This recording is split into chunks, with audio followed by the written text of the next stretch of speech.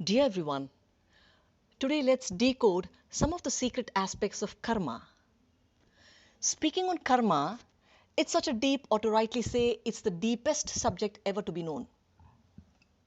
If you think that you've known even a little bit of it, then even by taking a million births, you will still remain contemplating on that little bit alone, leaving behind an infinite unknown part of it.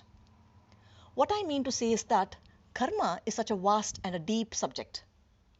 We know about some peripheral sections of the mind and its functions alone, but an infinite portion of it still remains unknown. Hence, karma theory is a mysterious theory.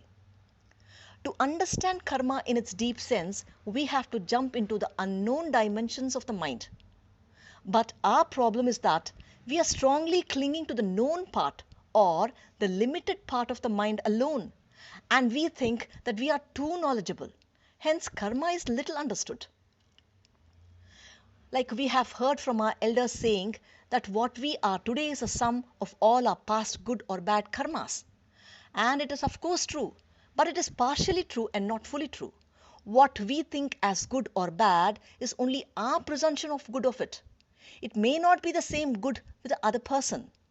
But we are so knowledgeable of the good, bad, the right, wrong, the joy, pleasure dichotomies of life that what is truly to be known has remained unknown for ages. That what is truth of karma is lingering somewhere in the beyond areas of the mind. But because we have focused more on the opposite aspects of life, that is, on the good, bad, the right, wrong alone, nothing much has transformed human consciousness even in some 10,000 years.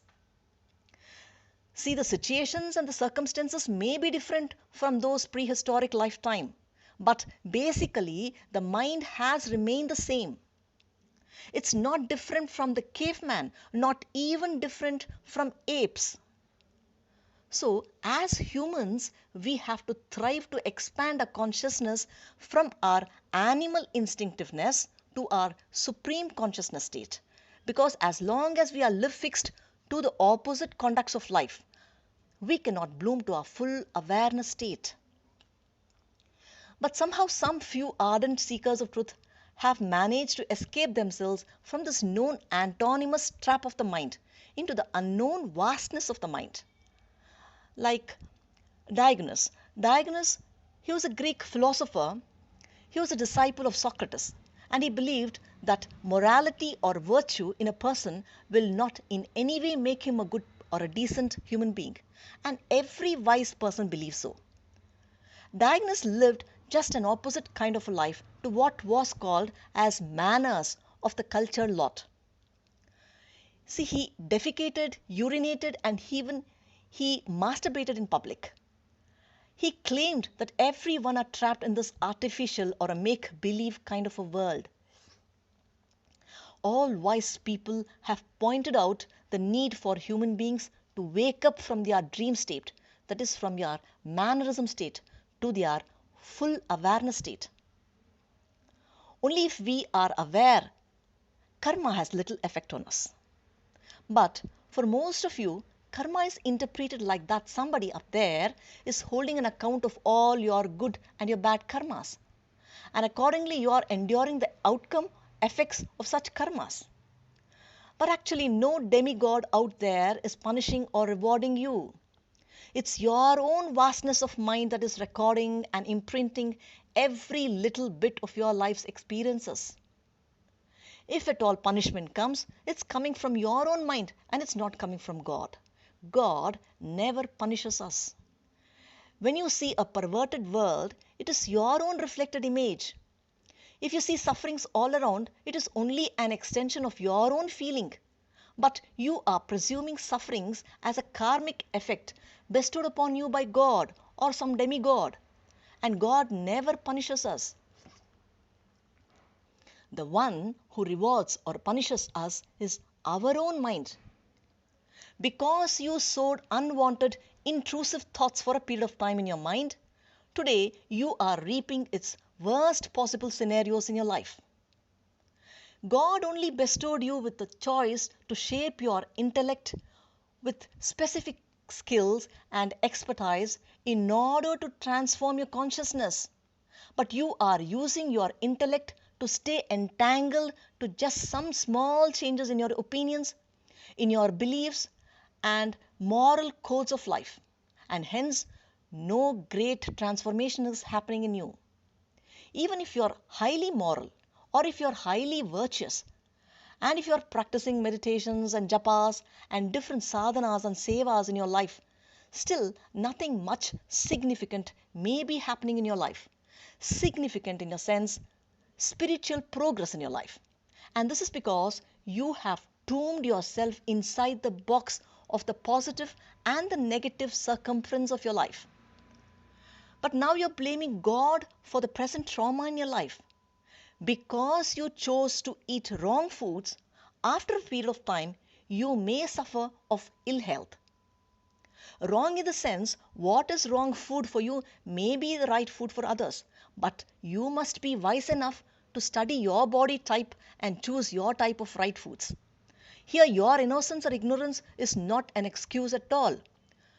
Like if you touch fire, whether knowingly or unknowingly, still doesn't it burn your hand? So as your ignorance is not at all an excuse. See, time is the same. Only everyone's karmas are different. God has allotted everyone the same 24 hours in a day. Time is the same, but your karmas decide what quality of time you have. Whether you use your given time joyfully or you use it to keep on blaming for the pains in your life, or if you are enduring healthy time or unhealthy period, whatever it is born out of the past gatherings of all your own doings. Each moment of your life is born out of the karma of how you lived in your previous moment. That is why it is called karma. Karma has a connection. It is connected from the past to your present life, and it also extends to what you call as your future. Karma is connected to the period of time, to the place of time, to the people of time you live with, because even these decide your present or your future karmas. Everything is predestined because everything is connected so precisely.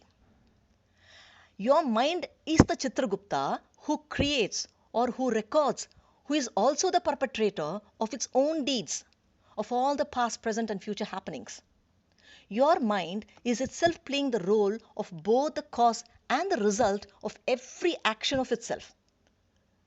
Your mind is connected to the collective mind also, that is to others' mind. Hence, the environment you live in also adds to your karmic effects. So first accept this responsibility of the cause and the effect created by your own mind, and don't throw it on God. God has only given us different circumstances, and the way we handle those situations, whether pleasantly or unpleasantly, is left up to our choice. Your mind is itself writing the story.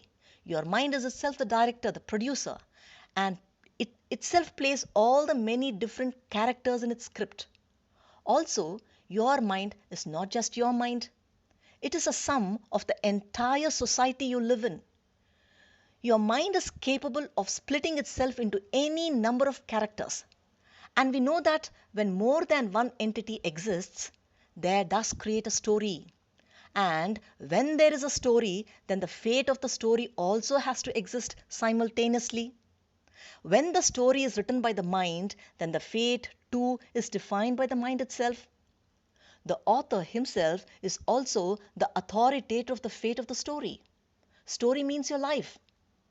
Then you might question, what is the role of God here in our life if everything is done by mind? See, God is just an observer and mind is the observed.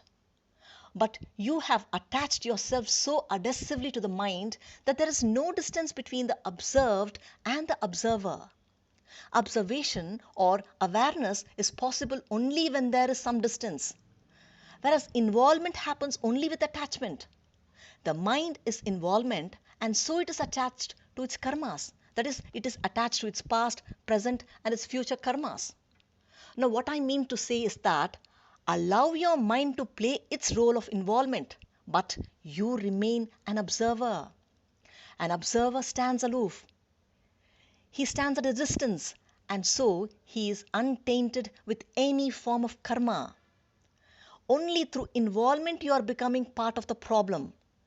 So let the mind play its game, but you remain a spectator watching the different games, watching your pleasures and your pains, watching every bit of your mind. Then you can well escape from the deceitful trap of your mind. The mind is a doer, and every action of the mind has its imprints in every cell of its brain and its body. And to escape from the hold of karma, you must create a distance between you and your mind. And thank you for listening.